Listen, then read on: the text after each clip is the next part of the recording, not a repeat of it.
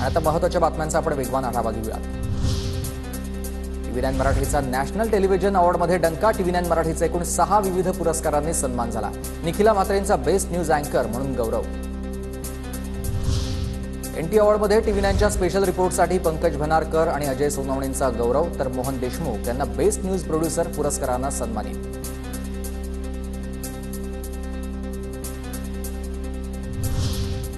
मध्य, पश्चिम आणि हार्बर रेल्वे मार्गावर आज मेगा ब्लॉक। मध्य मार्गावर विद्याविहार ते ठाणे, पश्चिम रेल्वे मार्गावर बोरिवली ते गोरेगाव, तर हार्बरवर पनवेल ते वाशी ब्लॉक।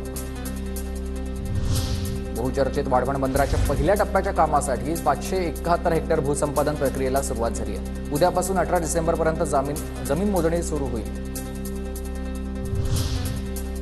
महाराष्ट्र राज्य मार्ग परिवहन महामंडळात गेल्या 6 वर्षांमध्ये बसची संख्या मोठ्या प्रमाणात घटली आहे। एसटीकडील बसची संख्या 14,061 वर आली आहे।